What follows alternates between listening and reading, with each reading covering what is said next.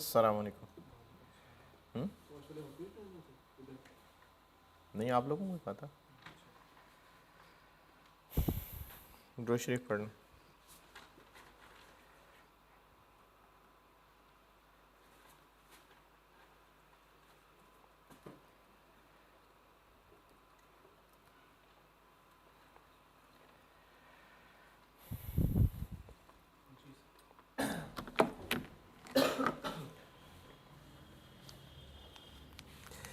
कल बात यहाँ एंड की थी कि मैंने ना फार्मूले लिखे थे। कल का एक रिकैप सुन लें। हमने करनी है डिसीजन मेकिंग। डिसीजन मेकिंग क्या करनी है कि एक वक्त में कितने मंगवाएं।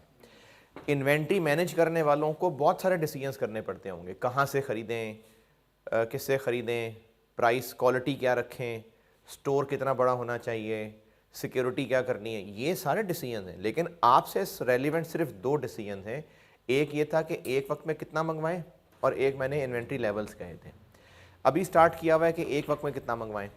इसके लिए कुछ बातें की थी। एक ये कहा था कि जो साल का शुरू है हम उसकी प्लानिंग कर रहे हैं, और ये बात डिसाइड हो चुकी हुई है कि पूरे साल में कितने यूनिट्स ख़रीदने हैं। क्या नाम दिया था इसको?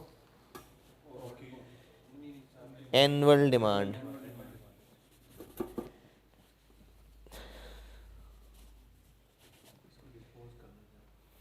मार्कर को नहीं, बस अब रीफिल नहीं कराऊंगा, आइंदा फेंक दूंगा बस। वैसे तो ये चेयर भी डिस्पोज ऑफ करने वाली।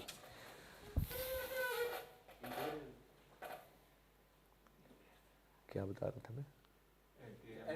हाँ जी, एनुअल डिमांड कि जो साल के शुरू में हम प्लान कर लेते हैं कि सारे साल में। ओए होए गई कमीज़।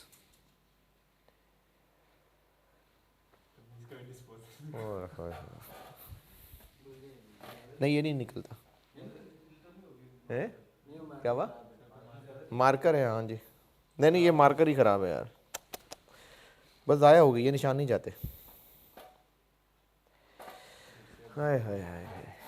ये तो एक कपड़े जो है ना वो आपके ऑर्डर क्वांटिटी के डिसीजंस के नज़र हो गए। चलो, हो गया जो होना था है। हाँ, पसंदीदा है शायद। इसी इसी सेशन में सिलवाया था यार। मैं तो कुछ 4 सेशन तो चलाता हूँ एक कपड़े ये तो इसी सेशन में चलाए। 3 सेशन चलाना था मैंने इनको भी। चलो खैर, annual demand. Annual demand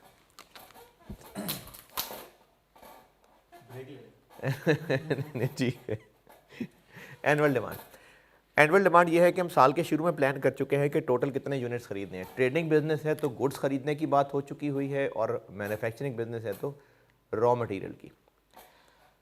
decision ये हो चुका कि साल में टोटल कितने ख़रीदने हैं। अब ये डिसीजन करना है कि एक वक्त में कितने कितने करके ख़रीदने हैं। फिर इसके लिए एक बात ये बताई थी कि हम जब भी कोई डिसीजन करेंगे पूरे महीने में यही बात चलेगी कि हमेशा सिर्फ वो आइटम्स कंसिडर होंगी जो रेलेवेंट फॉर दैट डिसीजन है। फिर अगली बात ये की थी कि क्या कौन सी आइटम रेलेवेंट है, कौन सी इररेलेवेंट है। इसको पहचानने के लिए हमें एक टोटल टाइम फ्रेम सामने रखना पड़ता है, जो कि इस सवाल में साल है। फिर उसके बाद एक और कीमती बात बताई नहीं थी जो आज बतानी है कि रेलेवेंट पहचानना कैसे है, वो मैं आज बताऊंगा, और उसकी फिर प्रैक्टिस ही प्रैक्टिस चलेगी। फिर कल मैंने बात ये की थी कि हमने जब ये डिसाइड करना है कि OQ कितना रखें, तो उसका एक लेवल ये है सवालों का कि आपको गिवन ऑप्शंस में से चूज़ करना होगा। तरीका क्या था? हर ऑप्शन पे जो जो उस ऑप्शन की टोटल रेलिवेंट कॉस्ट बनती है वो कैलकुलेट करेंगे, कंपेयर करेंगे, और जो सबसे सस्ती ऑप्शन होगी उसको चूज़ कर लेंगे। 4 क्लासेस में से एक मैंने फिलहाल कहा था छोड़ दें, स्टॉक आउट कॉस्ट। बाकी रह गई थी 3, परचेज कॉस्ट, होल्डिंग कॉस्ट और ऑर्डर कॉस्ट। इनके टोटल फॉर द ईयर निकालने के आपको मैंने फार्मूले लिख के दिए थे, जिनमें से total purchase cost, order cost पूरा कर दिया था। टोटल परचेज कॉस्ट की कल वाला ही लिख रहा हूँ, for the year. Purchase cost per unit into annual demand. एक लिखा था total order cost for the year, order cost per order into annual demand over OQ। और इस पोर्शन को, इस फार्मूले के इस पोर्शन को नंबर ऑफ ऑर्डर्स कहेंगे हम। ये नंबर ऑफ ऑर्डर्स हैं कि पूरे साल में कितने नंबर ऑफ ऑर्डर्स। एक ऑर्डर से मेरी मुराद थी कि ऑर्डर प्लेस करना, चीज़ें लेके आना, ये एक ऑर्डर है। तो साल में कितनी दफ़ा ऑर्डर देंगे, नंबर ऑफ ऑर्डर्स। और तीसरी चीज़ थी total holding cost for the year.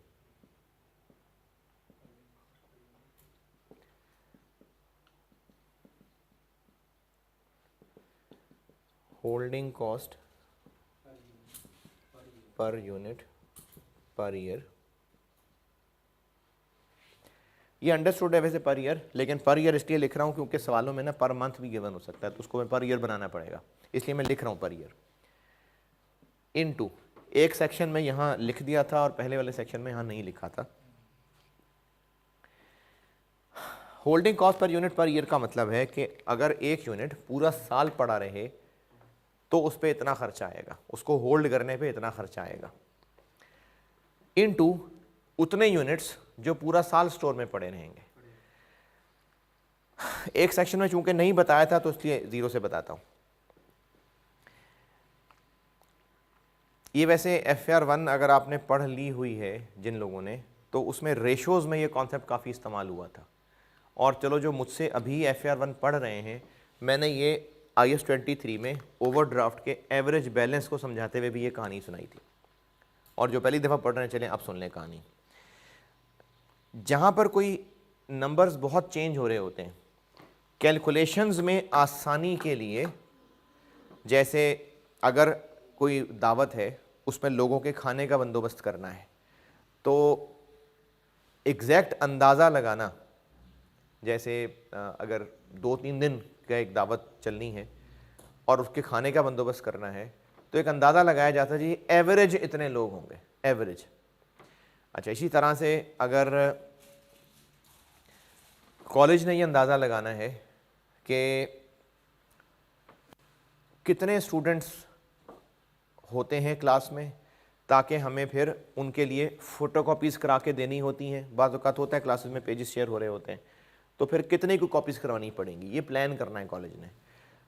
हर दिन कितने स्टूडेंट्स होंगे, ये तो हर दिन वेरी करेगा, कैलकुलेशन मुश्किल हो जाएगी। एवरेज अटेंडेंस इतनी होगी, लेट से इस क्लास की एवरेज अटेंडेंस 80 होगी, तो क्या इंटरप्रिटेशन है इसकी कि इस सेशन में एवरेज अटेंडेंस 80 रही, कि हर रोज़ तकरीबन 80 लोग ही होते थे। इसी तरह, हाँ यही, इसी तरह अगर मोटरसाइकिल के बारे में बात की जा रही हो कि 1 लीटर में कितने किलोमीटर चल जाती है, तो बाइक चलाने वाला कहेगा जी एवरेज कोई 40 किलोमीटर। इस एवरेज 40 किलोमीटर का कहने का मतलब ये था उसका कि बजाय इसके मैं आपको ये बताऊं कि वो जो मैंने सुबह पेट्रोल डलवाया था वो वाला जो है वो 52 किलोमीटर दे गया था, जो उससे पहले डलवाया था वो जो था वो सड़कें डिफरेंट थी तो वो 35 किलोमीटर चल गया था, जो उससे पहले डलवाया था वो इतना हो गया था, जो उससे पहले डलवाया था इतना। तो फिर इतना डाटा का ना दिमाग में रश मच जाएगा, तो कहेगा जी एवरेज 40 किलोमीटर। इसकी इंटरप्रिटेशन क्या होगी कि हर दफ़ा जब भी 1 लीटर पेट्रोल डलेगा तो उससे 40 किलोमीटर चलेंगे। ये एवरेज का कॉन्सेप्ट होता है जो कि समझने समझाने कैलकुलेशन में आसानी के लिए बोला जाता है। इसी तरह से अगर किसी ने कोई चीज़ ख़रीदनी है जिसके रेट, जैसे डॉलर है, चलें किसी ने डॉलर ख़रीदना है, या तो हो ना कि किसी एक ख़ास दिन जाके ख़रीदना हो, तो फिर तो उसके लिए इम्पॉर्टेंट होगा कि फ़लाने दिन का रेट क्या है। लेकिन अगर वैसे ही जनरल बात हो रही है कि डॉलर कितने का होता है, मेरा ख्याल है एवरेज 170 का होता है, अब ये बात बोलने में आसानी कर दी कि किसी भी दिन जाते तो 170 का होता। तो एवरेज फिगर जो बोली जाती है वो इसलिए बोली जाती है ताकि सुनने समझने कैलकुलेट करने में आसानी हो। एवरेज इन्वेंट्री का क्या कॉन्सेप्ट होगा? एवरेज इन्वेंट्री, अगर एवरेज इन्वेंट्री 4000 यूनिट्स है तो क्या कॉन्सेप्ट है इस एवरेज इन्वेंट्री का, क्या इंटरप्रिटेशन है? कि जब भी कभी स्टोर में देखते तो तकरीबन 4000 यूनिट्स हर वक्त पड़े होते हैं एवरेज। इसी तरह से अगर किसी रेस्टोरेंट से पूछा जाए कि आपके होटल में कितने लोगों के बैठने की जगह होती है, आप कितने लोगों के बैठने की जगह रखते हैं, तो वो होटल वाला कहे जी ऑन एन एवरेज कोई 40 लोग होते हैं। तो ये जो 40 लोग हैं, इसका मतलब ये नहीं है कि ये पूरे दिन में टोटल 40 लोग आएंगे, एक वक्त में 40 कस्टमर्स मौजूद होते हैं। यही मतलब होगा ऑन एन एवरेज 40 कस्टमर्स होते हैं, कि एक वक्त में 40 कस्टमर्स होते हैं। पार्किंग वाला है, पार्किंग वाले ने, ये जो बाहर जो लोग कॉलेज आते हैं या चले वैसे कहीं जाते होंगे, बाहर बाइक्स लगती हैं, तो पार्किंग वाले को कहा जाएगा भाई तुमने ना बाइक्स की हिफाजत करनी हो, कहेगा जी कितनी कोई बाइक्स, यार एवरेज कोई 100 बाइक्स होंगी। अब इसका मतलब है कि 100 बाइक्स सुबह आएंगी और शाम तक वही रहेंगी, फिर आती जा रही रहेंगी। ऑन एन एवरेज हर वक्त तकरीबन 100 बाइक खड़ी होंगी। ये कॉन्सेप्ट है एवरेज का। अब इससे क्या हुआ, कैलकुलेशन करने में आसानी हो जाएगी। उस स्टैंड वाले को पता चल जाएगा मुझे तकरीबन कितनी बाइक्स पे नजर रखनी है। तो ऑन एन एवरेज 100 बाइक्स होंगी, इसका मतलब है कि एक वक्त में 100 बाइक स्टैंड पे खड़ी हुआ करेंगी। ये एवरेज का कॉन्सेप्ट होता है। 4000 यूनिट्स अगर एवरेज इन्वेंट्री है, तो इसकी इंटरप्रिटेशन ये बनी कि स्टोर में पूरे साल में कभी भी जाके देखते तो 4000 यूनिट्स पड़े होते। 4000 मिसाल ले रहा हूं। अब इसको लिए मैं एक और जुमला बोलने लगा हूं। 4000 यूनिट्स स्टोर में किसी भी वक्त देखते तो 4000 नजर आते। इसका मतलब है कि 4000 यूनिट्स पूरा साल स्टोर में पड़े रहे। फिजिकली वही नहीं पड़े रहे, वरना तो खराब हो जाते, आते जाते रहे, लेकिन हर वक्त स्टोर में 4000 यूनिट्स होते थे। तो एक यूनिट पूरा साल रखने की इतनी कॉस्ट। तो एवरेज इन्वेंट्री क्या है, जो पूरा साल रखे रहे, तो multiply by average inventory. Average inventory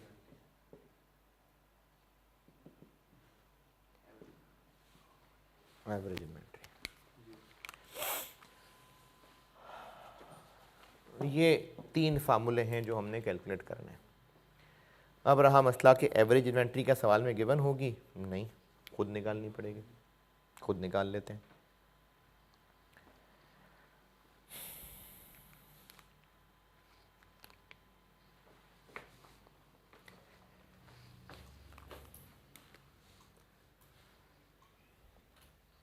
average inventory बताने लगा हूं कि एवरेज इन्वेंट्री कैसे निकालेंगे। सवाल में गिवन हो सकती है, लेकिन उम्मीद है कि नहीं होगी। तो एवरेज इन्वेंट्री कैसे निकालें?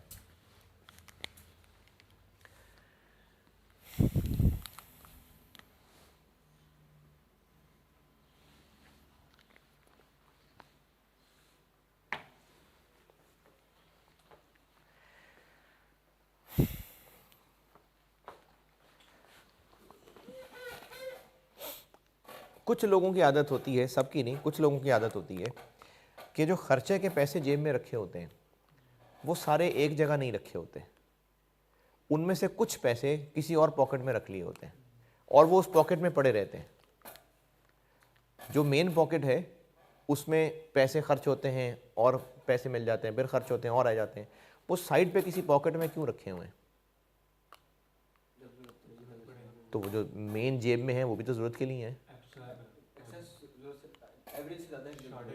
नहीं तो अब्बा से मांग लेंगे, जो हमारे पास ये वाले पड़े वो खत्म हो गए तो इनके हम दूसरे लेंगे। तो अब्बा से मांग लेंगे। वही तो पड़े हैं, वो तो पड़े अब्बा से तब मांगेंगे अगर वो भी खत्म हो गए, तो अभी वो हमने रखे ही वहाँ से। नहीं नहीं, वो साइड पे रखेंगे, अब्बा से मांगा करेंगे जब अपनी मेन जेब में पैसे ख़त्म हो जाएंगे। कभी अब्बा ने भी नहीं दिए। हाँ, कभी अब्बा ने पैसे नहीं दिए, लेट हो गए, कोई बैंक में नेटवर्क का इशू आ गया, एटीएम निकालने गए, एटीएम का कार्ड मशीन ने पकड़ लिया, तो इन हालात के लिए कुछ पैसे एहतियातन रखे हो सकते हैं। लेकिन अगर कोई अनसर्टेनिटी होती नहीं है, अब्बा जी हर वक्त अवेलेबल हैं और अब्बा जी के पैसे भी हर वक्त अवेलेबल हैं, तो फिर साइड पे रखेंगे, फिर ज़रूरत ही नहीं रखने की। तो बिजनेसेस के पास जो चीज़ें हैं वो ख़रीदते हैं तो आती हैं ना, तो कभी देर से बेर हो ही जाती है ख़रीदने में। तो हो सकता है बिजनेसेस ने अकेले नहीं, अलग किसी नौकड़ में थोड़े से यूनिट्स एहतियातन रखे हों। उन एहतियातन यूनिट्स को सेफ्टी स्टॉक कहते हैं।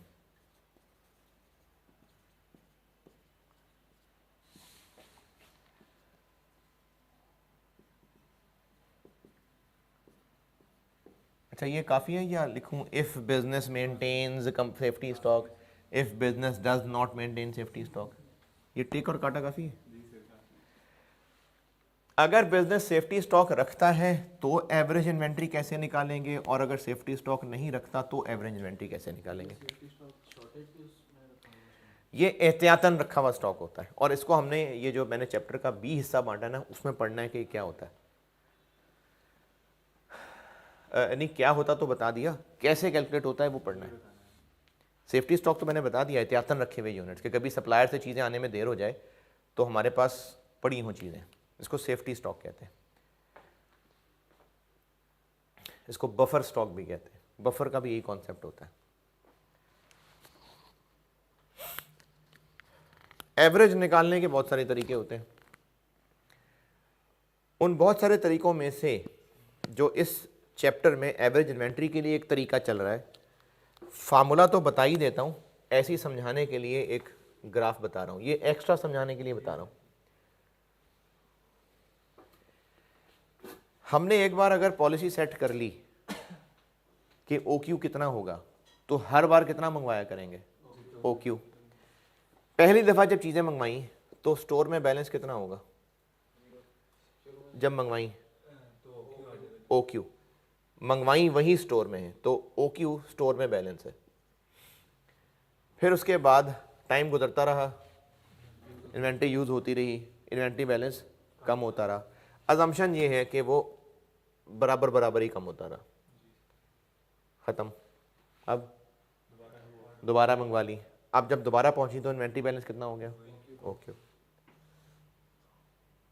फिर इस्तेमाल होते होते ख़त्म हो गया, फिर चीज़ें पहुंची, फिर इतना हो गया।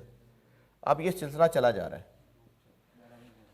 तो एवरेज करने का एक तरीका ये होता है कि दो एक्सट्रीम्स का एवरेज कर लें। इन्वेंट्री का बैलेंस दो एक्सट्रीम्स क्या? OQ और ज़ीरो, तो OQ और ज़ीरो का एवरेज कर लें। तो जब दो चीज़ों का एवरेज करना होता है तो एक प्लस दूसरी डिवाइड बाय 2, तो हम किसका एवरेज कर लें? OQ और ज़ीरो का, तो ज़ीरो तो खैर ज़ीरो ही है, तो OQ divide by 2। Average inventory is equal to OQ by 2। तो चूंकि हम हर ऑप्शन के ऊपर सवाल सॉल्व कर रहे होंगे तो जो उस वक्त ऑप्शन है उसको 2 से डिवाइड करेंगे तो एवरेज इन्वेंट्री आ जाएगी। हर ऑप्शन पे सॉल्व कर रहे हैं ना।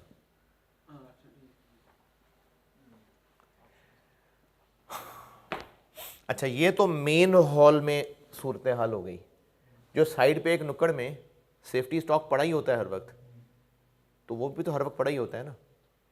तो इस सूरत में एवरेज इन्वेंट्री वो एज इट इज ऐड हो जाएगा, वो एवरेज में ऐड हो जाएगा। नहीं एवरेज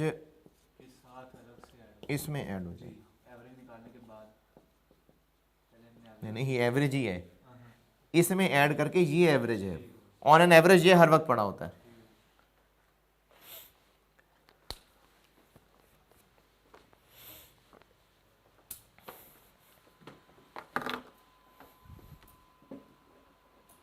सर हमने डिस्कस किया था कि हम एक ऑर्डर क्वांटिटी ऐसी लेंगे जिसमें हमें ज़्यादा ऑर्डर कॉस्ट ना पड़े। नहीं ये तो नहीं कहा था, एक ऑप्टिमम लेवल होती है हमें, जिसमें टोटल खर्चा सबसे कम हो। लेकिन अगर हमारी मजबूरी है कि हमने पेरिशेबल गुड्स हम बिजनेस करते हैं जो हर दूसरे दिन ख़राब हो जाने, उसमें तो फिर ये डिसीजन उनके लिए नहीं हो रहे होंगे, उनके लिए फिर नहीं होता। ये डिसीजन उन बिजनेसेस से वो बिजनेसेस नहीं कर रहे कि जिनके रोज़ ख़राब होने वाले हैं। हम तो एक नॉर्मल से बिज़नेस के लिए कुछ पढ़ रहे हैं, ये ख़राब होने वाली चीज़ों का डिसीजन नहीं है।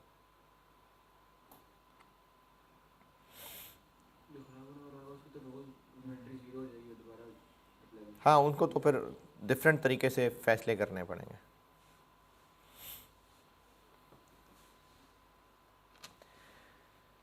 ठीक है जी, noted.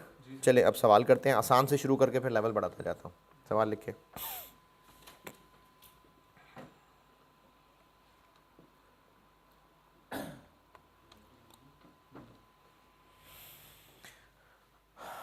Annual demand,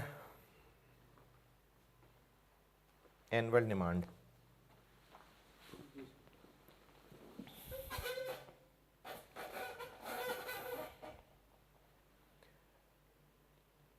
40,000 units, 40,000 units.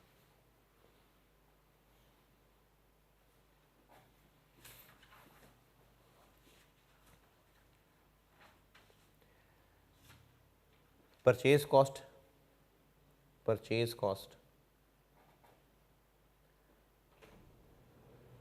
120 per unit, 120 रुपये पर यूनिट।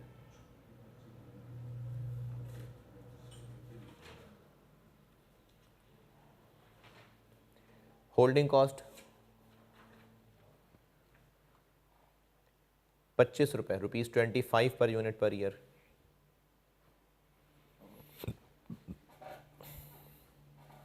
ऑर्डर कॉस्ट 4500 पर order. Which of the following order size is more economical?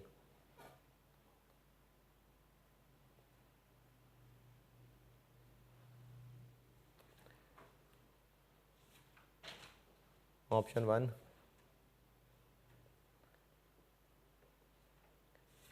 $5,000 units.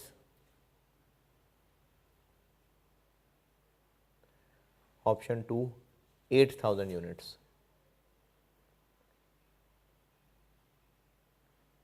5,000 units और 8,000 यूनिट्स, इनमें से कौन सा OQ बेहतर है?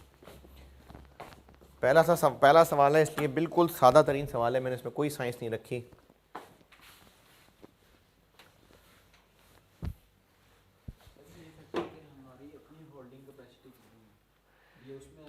ये एनुअल डिमांड और ये सब सोच समझ के ये डाटा बताया हुआ है। इस डिसीजन के अंदर स्टूडेंट ने ये नहीं देखना कि स्टोर में कैपेसिटी है कि नहीं है। वो जो होल्डिंग कॉस्ट पर यूनिट है उसमें ये चीज़ कवर्ड है।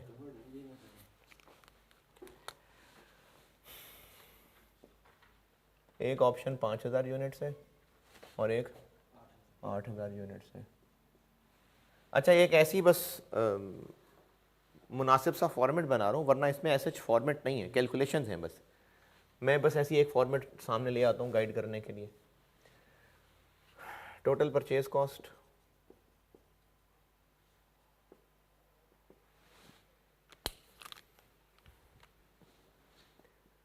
हाँ जी, 40 नहीं 80 रुपये इंटू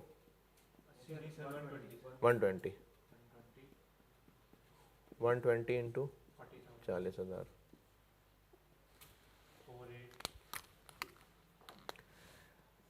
48000000, 48000000।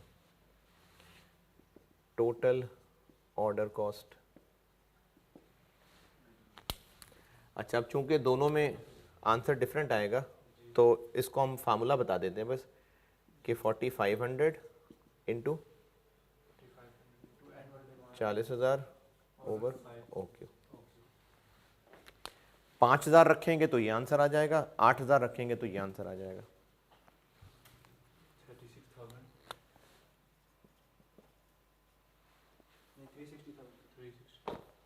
360,000।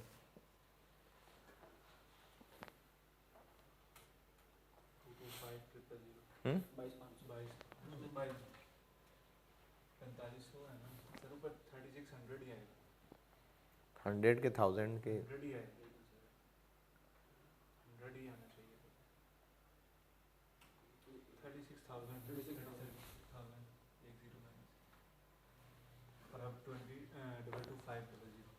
222500।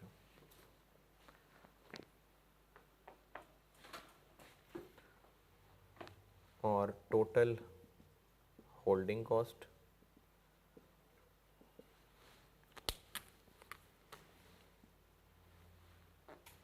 25 रुपये इंटू OQ बाई 2।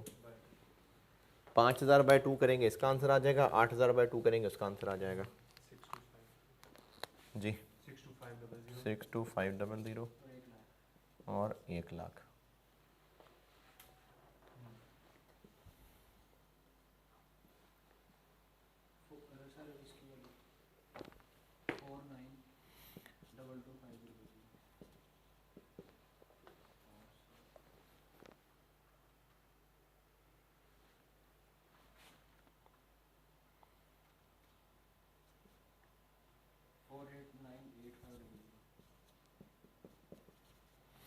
तो कंक्लूजन क्या हुआ? सर ये हमें 5000 5000 बेहतर है क्योंकि सस्ता है। जी ये हमने कंक्लूजन आखिर में लिखे हैं जी जी जी पूछा है सवाल में, बताएं कि कौन सा बेहतर है, तो बताएंगे कौन सा बेहतर है।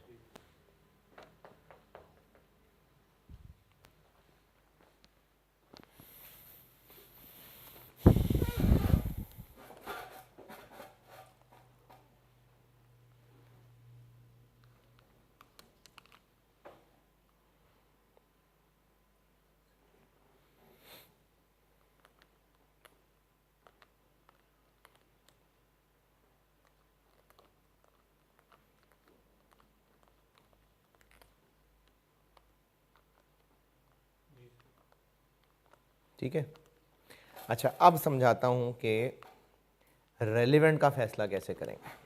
अभी मैंने सवाल कर तो दिया, टोटल ऑर्डर कॉस्ट बढ़ क्यों रही है, सॉरी कम क्यों हो गई? क्योंकि एक वक्त में थोड़े मंगवा रहे हैं तो ज़्यादा दफ़ा मंगवाने पड़ेंगे, एक वक्त में ज़्यादा मंगवा लें तो थोड़े मंगवाने पड़ेंगे, क्योंकि टोटल 4000 मंगवाने हैं, तो इसलिए वहाँ पर ऑर्डर कॉस्ट कम हो गई। यहाँ बढ़ क्यों गई? क्योंकि ज़्यादा मंगवाएंगे तो फिर ज़्यादा ही रखे हुआ करेंगे, तो इसलिए होल्डिंग कॉस्ट वहाँ बढ़ गई। परचेज कॉस्ट क्यों दोनों में सेम है? क्योंकि परचेजेस फॉर द ईयर तो 48 लाख ही है, 48 lakh 4.8 million, purchases for the year तो 4.8 मिलियन है।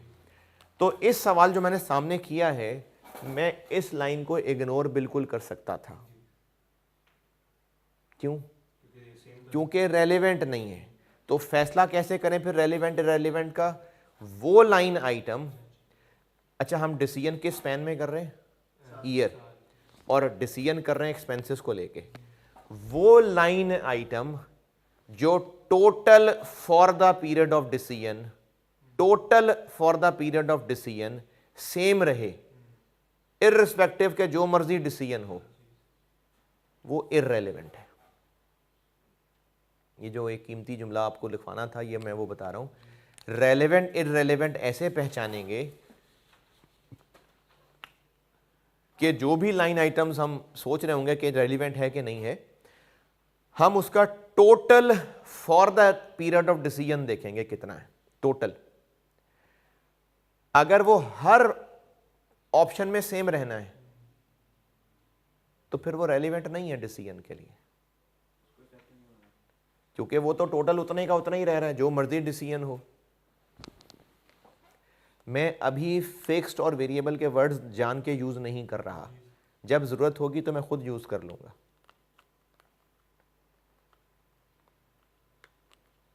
ये फैसला करते हुए कि कौन सी आइटम्स रेलिवेंट हैं कौन सी नहीं है, हम देखेंगे कि total for the period of decision अगर वो सेम रहता है, चाहे जो मर्जी डिसीजन हो, तो फिर वो आइटम इररेलेवेंट है। किसी भी आइटम को पहचानने के लिए कि वो रेलेवेंट फॉर द डिसीजन है या नहीं, इसमें हम डिसीजन क्या कर रहे हैं? ये डिसीजन ही है ना, ऑप्शंस को कंपेयर करना, ये एक डिसीजन है। तो वो आइटम जिसका total for the period of decision same रहे, चाहे जो मर्जी ऑप्शन हो, तो वो आइटम इररेलेवेंट है।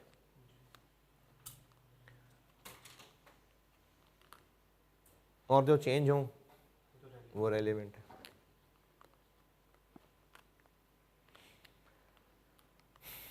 अच्छा, मेरे इतना ज़ोर देने के बावजूद भी कुछ बच्चे इस बात पे बज़िद होंगे कि सर वो तो 4500 भी सेम ही है हर ऑप्शन में।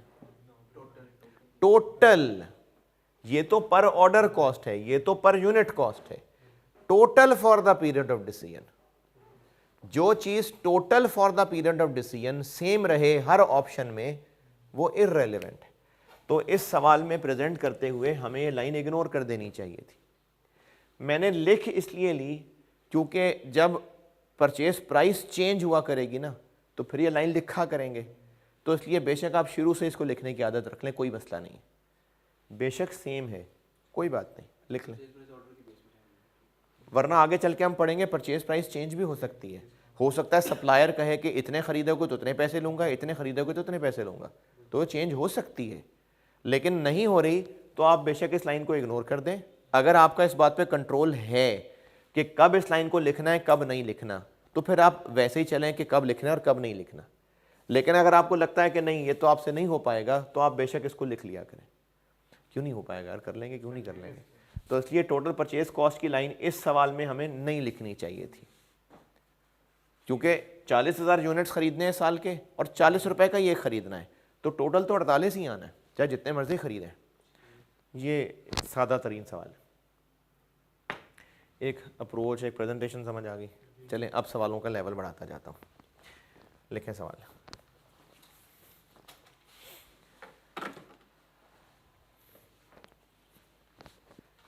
एनुअल डिमांड, और मैंने जो शुरू में लिस्ट लिखवाई थी एग्जांपल्स की कि ऑर्डर कॉस्ट क्या क्या होती हैं, होल्डिंग कॉस्ट क्या क्या होती हैं, वो ज़रूरी नहीं कि सारी रेलिवेंट होंगी। ये अब आप सोचा करेंगे कि कौन सी रेलिवेंट है कि नहीं है। जैसे मैंने होल्डिंग कॉस्ट में एक रेंट लिखा था, तो क्या ख्याल है वो रेलिवेंट हुआ करेगा? स्टोर का रेंट डिपेंड कैसे करता है? इतना तो लूँगा ही लूँगा, यानी कि इस बिल्डिंग का किराया 15,000 लूँगा, अगर एक्स्ट्रा सामान रखेंगे तो हाँ, लेकिन अगर वैसे ही बस 20,000 रुपये पर मंथ किराया है, नहीं होगा। फिर रेलिवेंट नहीं होगा। तो आपको उन आइटम्स में से देखना पड़ेगा कि क्या रेलिवेंट है क्या नहीं है। ये आपने अपनी प्रैक्टिस में यही चीज़, सवाल तो मैं बोर्ड पे बाद में मैं सॉल्व किया ही करूँगा, लेकिन पहले आपने यही सारी प्रैक्टिस करनी है कि क्या रेलिवेंट है क्या नहीं है। क्योंकि इस महीने में है ही डिसीजन मेकिंग, और डिसीजन मेकिंग में मेन है ही रेलिवेंट, ये रेलिवेंट क्या है। Annual demand 60,000, 60,000।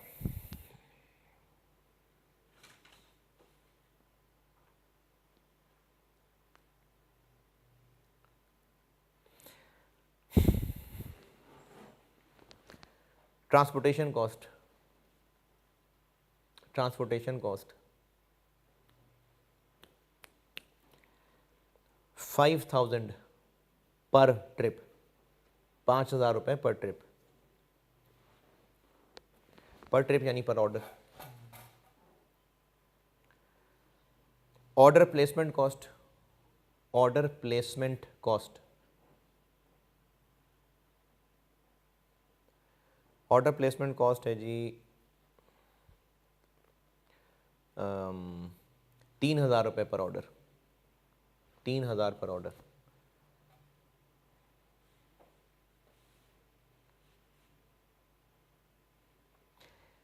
Inspection cost, inspection cost 25 रुपये per unit, ₹25 per unit.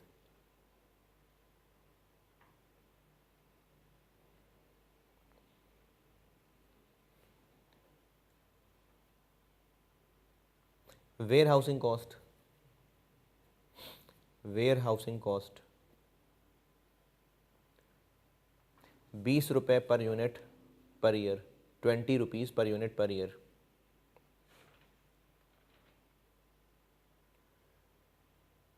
Other holding cost, other holding cost 10 रुपये per unit per year.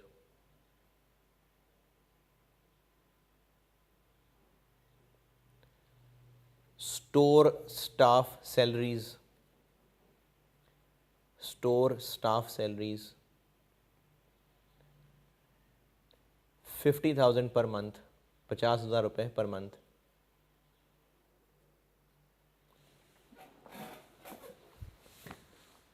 Required है which of the following order quantity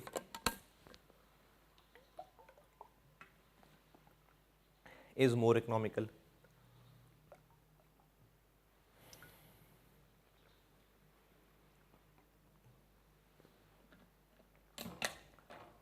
Number 1,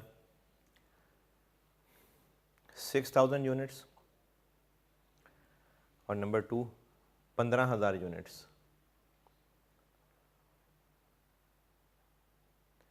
अच्छा, मैंने purchase cost नहीं बताई सवाल में, क्यों नहीं बताई? तो सेम ही होगी इसलिए नहीं बताई। अच्छा, अब एक प्रेजेंटेशन ये भी हो सकती है कि आप इन सारी आइटम्स को एक एक करके यहाँ सारा लिखते जाएं। ये इतनी कोई अच्छी प्रेजेंटेशन नहीं है, बड़ी मैसी मैसी सी प्रेजेंटेशन है। बेहतर अच्छी प्रेजेंटेशन ये है कि आप एक बार वर्किंग करके ऑर्डर कॉस्ट पर ऑर्डर निकाल लें। जैसे मैंने वहाँ तो 4500 दे दी ना, अब आपको 3-4 तरह की बताइए। ये अब आपने सोचना है कि इनमें से कौन सी रेलिवेंट है कौन सी नहीं है। जो जो रेलिवेंट हैं उनको अलग से वर्किंग में निकाल के अब वहाँ 4500 की जगह लिखें। इसी तरह से मैंने वहाँ 25 बता दी थी, अब आपने खुद देखना है कि इनमें से कौन कौन सी रेलिवेंट है, उसकी अलग वर्किंग निकालें। एक बार वो निकल आए फिर उसको 25 की जगह लिख दें, फिर इस पैटर्न पे बेशक सॉल्व हो जाए सवाल। चलें करें सवाल।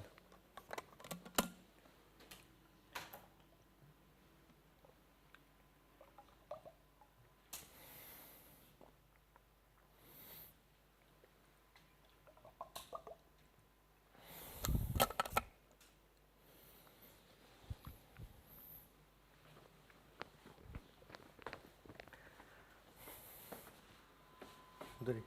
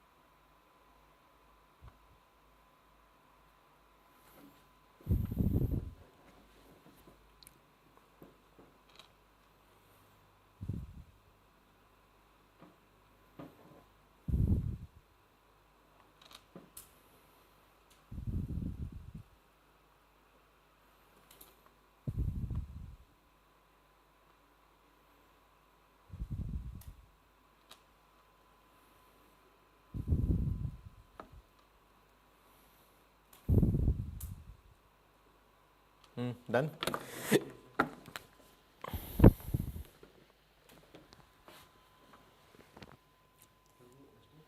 नहीं है और कोई और हरा मार्केट ढूंढ लो।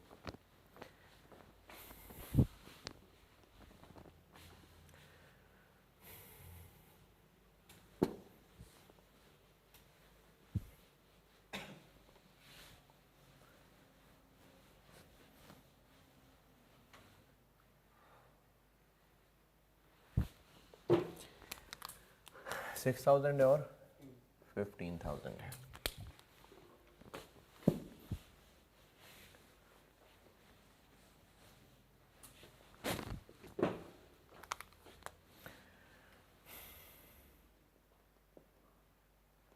Order cost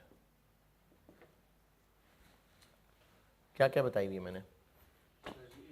transportation cost relevant है या नहीं? रेलिवेंट है। कितनी? 5,000। ऑर्डर प्लेसमेंट अच्छा क्यों है रेलिवेंट? क्योंकि जितनी दफ़ा ऑर्डर करेंगे ये उतनी ही दफ़ा 5-5, 3-3 हज़ार खर्च करना पड़ेगा, तो टोटल चेंज होता जाएगा। और इंस्पेक्शन कॉस्ट नहीं, क्यों? क्योंकि वो 25 रुपये पर यूनिट है। हर यूनिट इंस्पेक्ट करवाने पे 25 रुपये हैं। तो चाहे हम 5-5 हज़ार करके मंगवाएं, चाहे 6-6 हज़ार करके मंगवाएं, चाहे 15-15 हज़ार करके मंगवाएं, पूरे साल में टोटल कितने यूनिट्स इंस्पेक्ट करने होंगे? 60,000। तो total inspection cost for the year 25 × 60, वो तो उतनी ही रहनी है। तो इसलिए इंस्पेक्शन कॉस्ट नहीं है रेलिवेंट। ये इंस्पेक्शन कॉस्ट फॉर एग्जांपल आगे जाके अगर हम कुछ केसेस में पढ़ेंगे रेलिवेंट हो गई, तो दो तरह की इंस्पेक्शन कॉस्ट है कि एक जब हम ऑर्डर रिसीव कर रहे होते हैं, हमने अपलोड करना है ट्रांसपोर्ट में, दूसरा कि जब हम इन्वेंट्री स्टोर कर रहे होंगे वेयर हाउस में, तो इन दोनों की हम एक को ऑर्डर कॉस्ट में लेंगे और दूसरी को होल्डिंग कॉस्ट में। जब हम खरीदेंगे या बेचेंगे? जब हम खरीद रहे हैं, ऑर्डर प्लेस कर रहे हैं, तो हमने कहा तब एक इंस्पेक्शन होगी जब हम लोड कर रहे होंगे। और दूसरा हमने केस कहा कि जब हम अपने वेयर हाउस में स्टोर कर रहे होंगे तब भी इंस्पेक्ट करेंगे, यानी ट्रक में रखते हुए और उतारते हुए। तो ये दोनों ही ऑर्डर कॉस्ट है। तो दोनों ऑर्डर कॉस्ट। हाँ, दोनों ही ऑर्डर कॉस्ट है। क्योंकि वो तो हम स्टोरेज में नहीं, स्टोर में एक बार रख दें लाके, उसके बाद होल्डिंग शुरू होगी। ट्रक से उतारना, उतार के लाके चेक करके शेल्फ में रखना, बस अब यहाँ से स्टोरेज कॉस्ट शुरू होगी।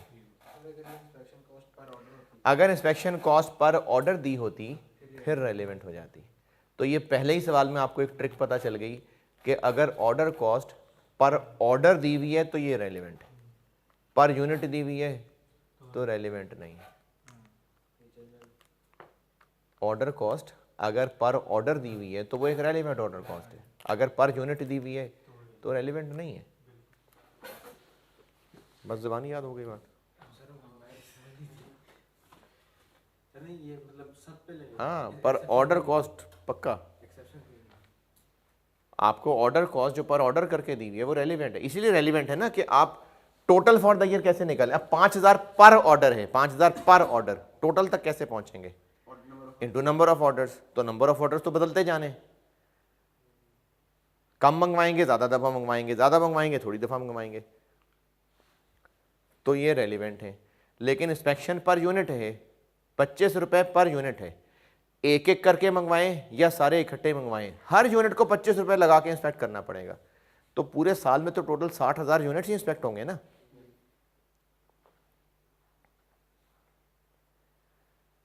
अच्छा, यहाँ पर चूंकि सामने लोग नहीं हैं इसलिए मैं उम्मीद कर सकता हूँ, तो फिर कोई कह सकता है कि सर इस तरह तो फिर हमने पूरे साल में मंगवाने तो 60,000 ही है ना, चाहे 6-6 हज़ार करके मंगवाएं चाहे 15-15, मंगवाने तो 60। हाँ, मंगवाने 60 हैं, लेकिन 5,000 एक फेरे के 5,000 हैं। अगर सारे इकट्ठे ले आएंगे, 60 के 60,000 इकट्ठे ले आएंगे तो बस एक ही फेरा लगेगा। तो जो पर ऑर्डर कॉस्ट है वो है रेलेवेंट ऑर्डर कॉस्ट, लेकिन जो ऑर्डर कॉस्ट पर यूनिट करके दी हुई है वो रेलेवेंट नहीं है। और कोई ऑर्डर कॉस्ट है? नहीं। 8,000 वर्किंग 2 होल्डिंग कॉस्ट, एक तो है वेयर हाउसिंग कॉस्ट, इसके तो नाम जिस तरह लिखा है उसी से पता चल रहा है पर यूनिट पर ईयर, तो ये तो है ही रेलिवेंट। 20 अदर अगर होल्डिंग कॉस्ट है 10 10 स्टोर वालों की सैलरीज नहीं, वो तो total for the year 50,000 into 12 देने ही देने। 30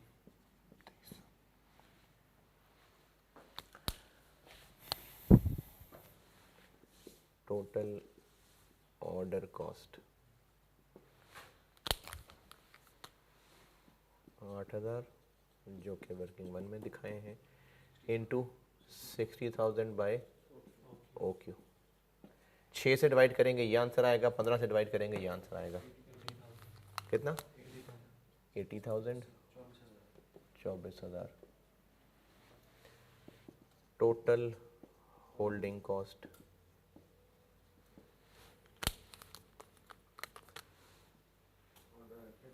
30 ओ क्यू बाई 2। 6,000 को 2 से डिवाइड करेंगे तो ये आंसर आएगा, 15,000 को करेंगे तो ये आंसर आएगा 90,000। सर और वो 24 को 32 कर ये 32 है, ये ठीक है। जी सर ये ठीक है।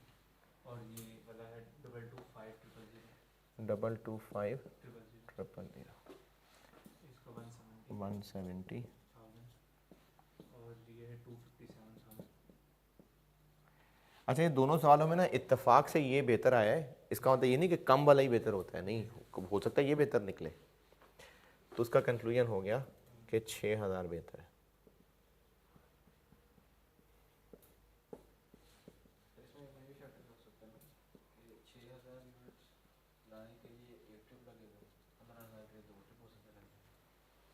नहीं नहीं, ये पर ऑर्डर कॉस्ट अगर कही है तो पर ऑर्डर कॉस्ट कही है। चेंज हो सकता है, जी जी बिल्कुल हो सकता है change.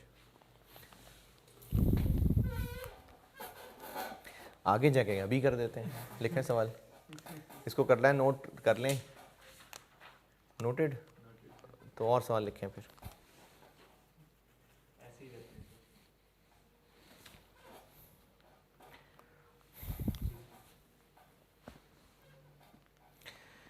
Annual demand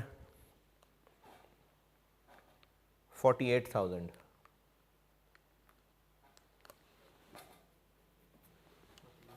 48,000 units.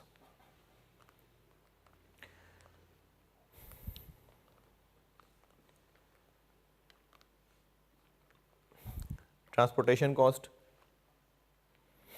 Transportation cost, अच्छा ट्रांसपोर्टेशन कॉस्ट में दो तरह की बता रहा हूँ। 6,000 पर order if order size is below 10,000, छोटे ट्रक में आ जाएगा करेगा सामान, और 9,000 if order size is above 10,000। ठीक है, तो दो तरह की सवारियां अलग अलग होंगी। ऑर्डर साइज 10,000 या 10,000 से कम तो उसके लिए 6,000, और 10,000 से ज़्यादा है तो 9,000। 6 और 9 का है ना जी। इंस्पेक्शन कॉस्ट, बैठ जाओ, असल में क्लास बड़ी लेट शुरू हुई है तो भी टाइम लगेगा। चाय शाय पीने तो चाय शाय पी लो, बैठना है तो बैठ जाओ। हैं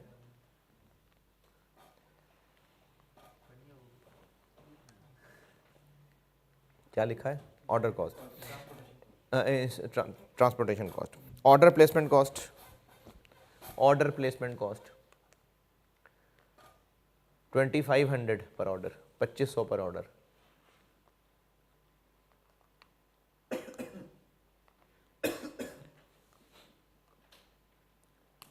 परचेज कॉस्ट, परचेज कॉस्ट 200 रुपये पर यूनिट, ₹200 पर unit. Warehousing cost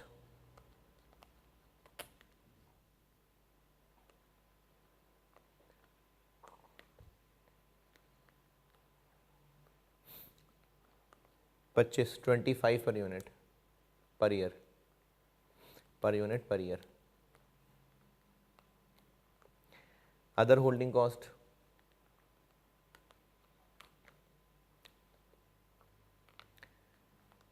₹3 per unit per month,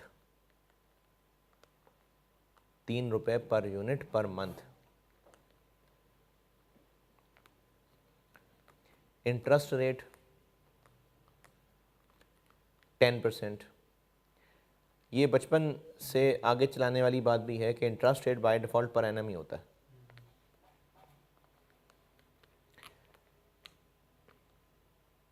transit insurance, transit insurance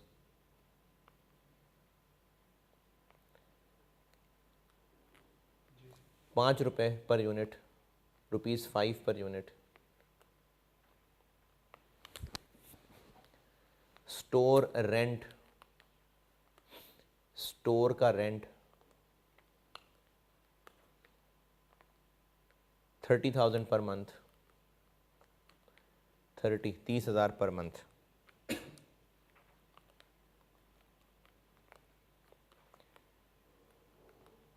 required है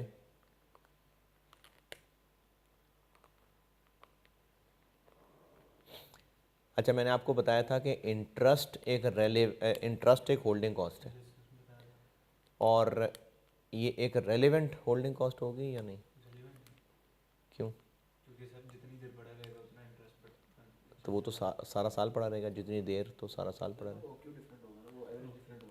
जितनी ज़्यादा देर पड़ा रहेंगे, टोटल जितने ज़्यादा यूनिट्स पड़े रहा करेंगे, पड़ा तो साल रहेगा, जितने ज़्यादा यूनिट्स पड़े रहेंगे उतना ही पैसा स्टक रहेगा, तो उतना ही ज़्यादा इंटरेस्ट पड़ा करेगा। तो हाँ, इंटरेस्ट भी एक रेलिवेंट होल्डिंग कॉस्ट है। रिक्वायर्ड है which of the following OQ is better?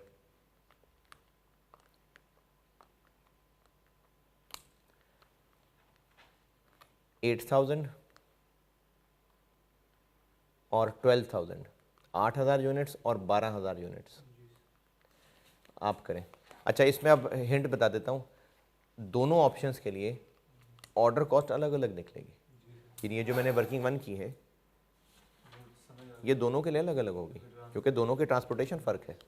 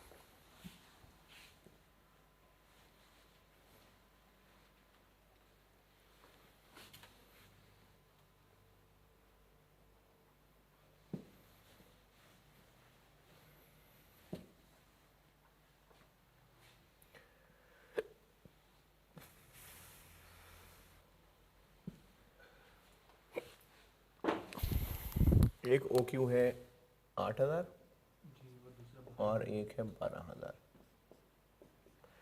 दोनों की ट्रांसपोर्टेशन चूँकि डिफरेंट है तो फिर हमें ऑर्डर कॉस्ट भी अलग अलग निकालनी पड़ेगी। ट्रांसपोर्टेशन ट्रांसपोर्टेशन 6,000 6,000 और 9,000 और ऑर्डर प्लेसमेंट 2,500 और ट्रांजिट इंश्योरेंस वो पर यूनिट है। ट्रांजिट इंश्योरेंस है ऑर्डर कॉस्ट लेकिन इररिलेवेंट है क्योंकि पर यूनिट है, तो टोटल फॉर द ईयर तो उतनी ही इंश्योरेंस होनी है। 8,500 11,500। होल्डिंग कॉस्ट एक ही निकलेगी दोनों की। Warehousing 25। अदर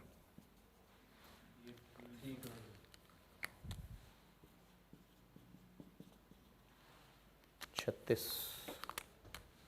क्यों? क्योंकि हमने लेनी होती है पर यूनिट पर ईयर, तो ये तो पर मंथ दी हुई है, तो इसलिए इसको 12 से मल्टीप्लाई करेंगे तो पर ईयर बनेगी। और इंटरेस्ट कितना? 10% लिख दूं यहाँ? नहीं, इंटरेस्ट क्यों पड़ेगा? क्योंकि हम खरीदेंगे तो कितना लोन लेंगे? जितने का खरीदेंगे, तो एक यूनिट को खरीदने पे इंटरेस्ट पड़ेगा 200 का 10%, 20, 81। और स्टोर का रेंट नहीं आएगा। तो ऑर्डर कॉस्ट चूंकि दोनों की डिफरेंट है तो हम पेपर मार्कर को कह देते हैं कि ऑर्डर कॉस्ट जाके तुम देख लो वर्किंग वन में, और हम तुम्हें 48,000 से ओ क्यू डिवाइड करके आंसर बता दें। 8,500 और यहाँ 8,000, 51,000। 11,500 और इधर 12,000, 46,000।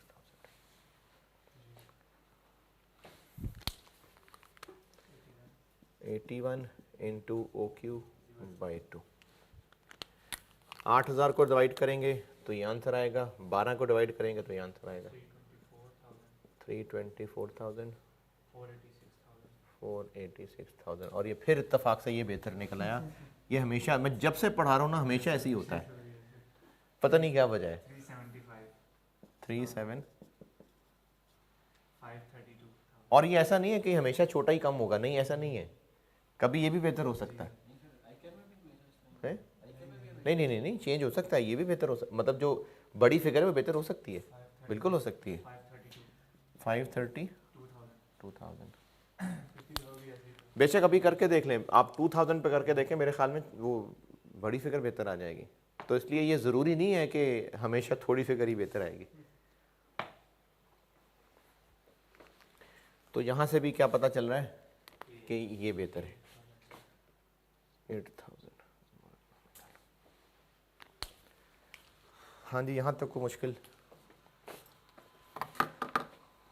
तो ये आसान के दर्जे में ही है।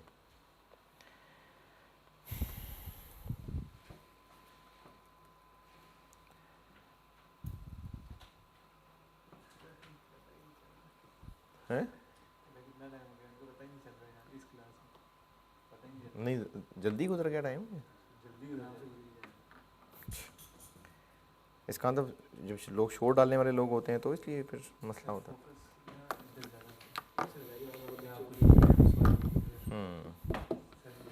चलें, अब अगले सवाल में ना मैं परचेज प्राइस चेंज कर देता हूँ।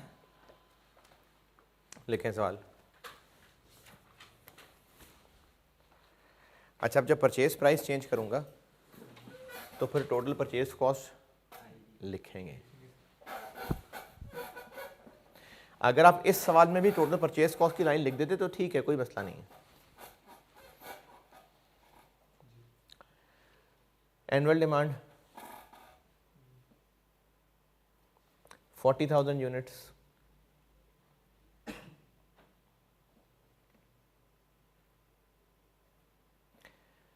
Purchase cost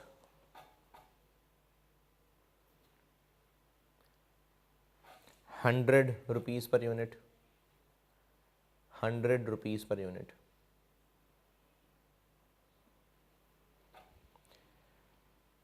order placement cost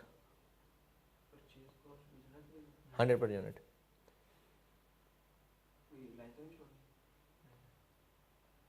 order placement cost 4,000 पर ऑर्डर।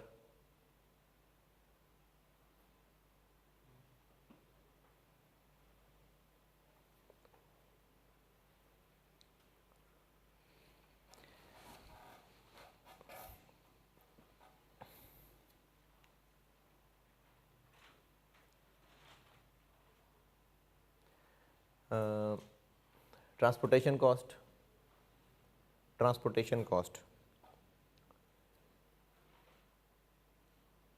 8,000 रुपये। नहीं, ट्रांसपोर्टेशन कॉस्ट 20 रुपये पर यूनिट। ट्रांसपोर्टेशन कॉस्ट 20 रुपये पर यूनिट। ट्रांसपोर्ट वाला कहता है जी जितने मर्जी, जैसे नहीं वो बसें चल रही हैं तो सवारियों का रेट है, तो देखिए सवारियों का रेट है, जितने यूनिट्स मंगवाओगे पर यूनिट 20 रुपये लूँगा।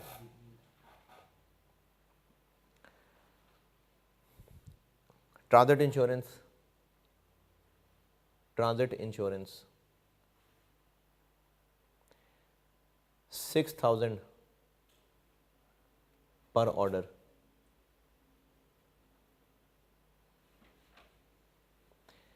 Broker commission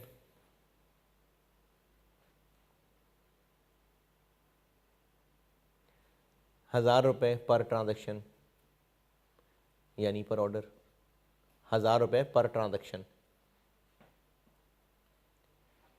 where housing cost,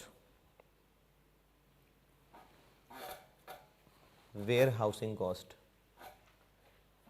30 per unit per year, 30 रुपये per unit per year.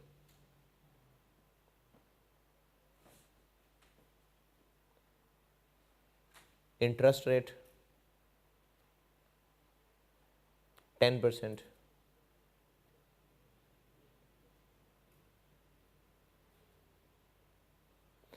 Store rent, store rent, store rent है जी 40,000 per month, 40,000 per month.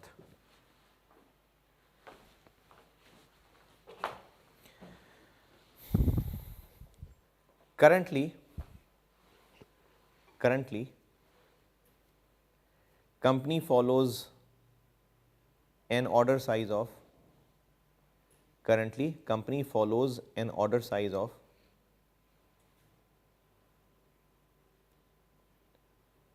5,000 units पर ऑर्डर। एनुअल डिमांड क्या बताई थी मैंने? 5,000 यूनिट्स पर order. Supplier has offered a bulk discount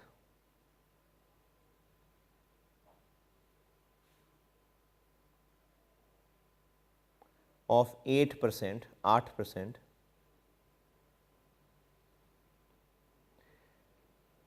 for an order size of at least 10,000 units। यानी एक वक्त में 10,000 मंगवाएंगे तो फिर वो 8% डिस्काउंट देने को तैयार है।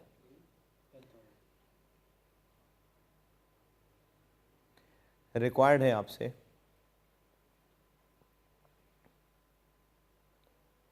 एडवाइज, अच्छा ये रिक्वायरमेंट ए है, ये पार्ट ए रिक्वायर्ड है। Advise whether discount offer should be availed और नॉट।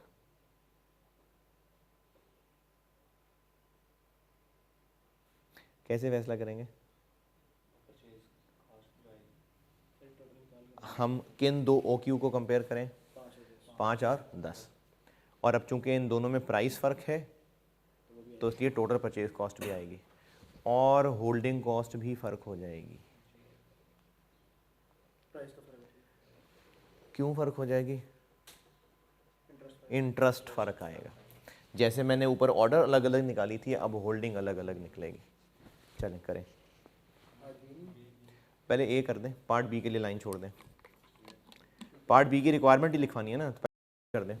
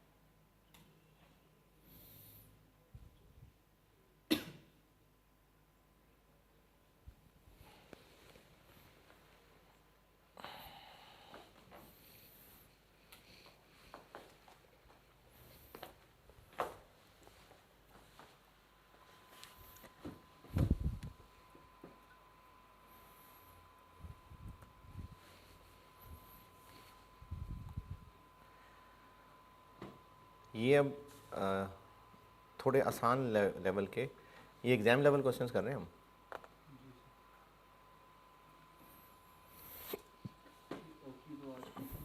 हैं? बस अगली क्लास में ईओ क्यों कराऊंगा?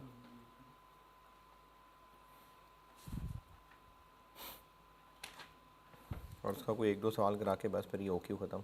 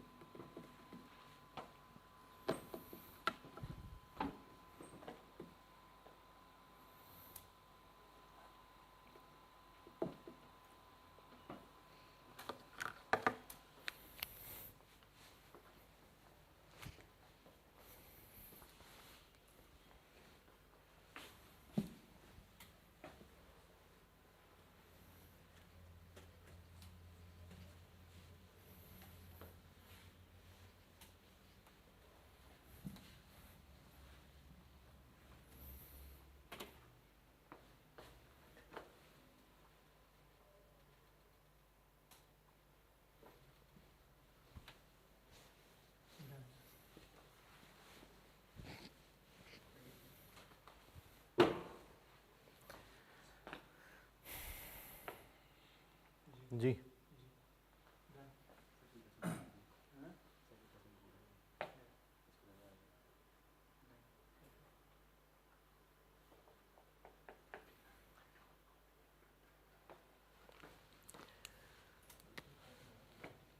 ऑर्डर कॉस्ट,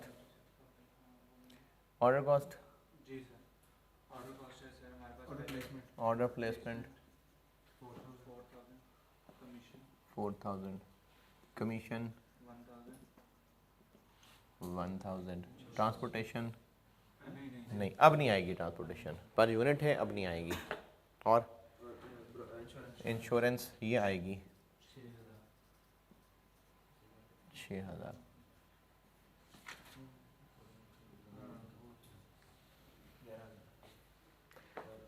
होल्डिंग कॉस्ट दो निकालनी पड़ेंगी, 5000 पे अलग और 10,000 पे अलग। वेयर हाउसिंग 30,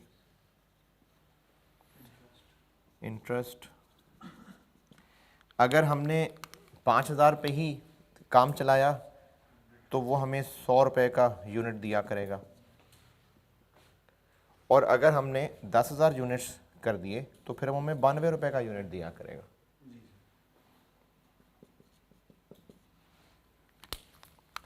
10 और 9.2,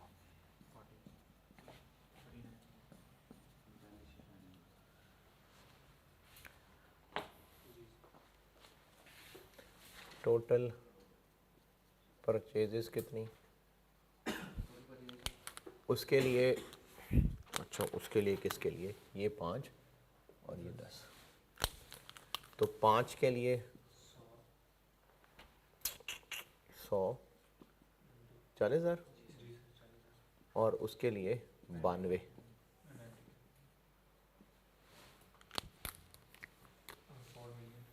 4 मिलियन और 36,80,000। टोटल ऑर्डर कॉस्ट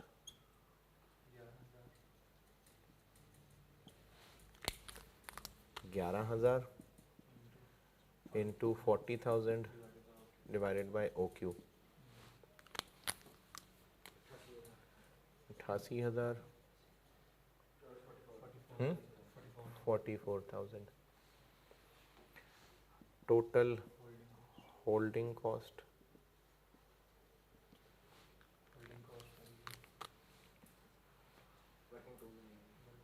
वर्किंग 2 में की होगी हमने, holding cost working 2 into OQ by 2, तो इस 5,000 वाले के लिए 40 यूज़ करेंगे और 12,000 वाले 10,000 वाले के लिए 39 यूज़ करेंगे, 39.2 यूज़ करेंगे।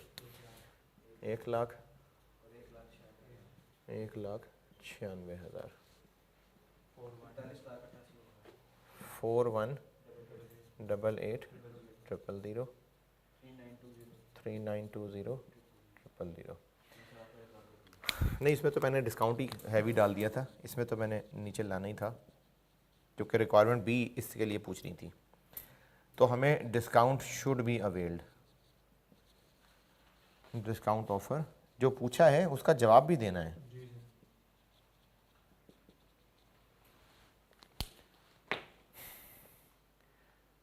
Requirement B, annual savings if discount offer is accepted. अगर हम डिस्काउंट ऑफर एक्सेप्ट कर लें तो इससे हमें क्या फायदा होगा, कैसे करें, इन दोनों का डिफरेंस। तो रिक्वायरमेंट बी का आंसर है इनका डिफरेंस, क्योंकि अभी हम इस पे चलते हैं, अगर हम इस ऑप्शन पे चले गए तो 2,86,000 का फर्क पड़ेगा, 268,000, इन दोनों का डिफरेंस। पार्ट बी का आंसर है इन दोनों का डिफरेंस। चलें जी, अगली क्लास में मुलाकात होगी इंशाल्लाह। अल्लाह हाफिज़।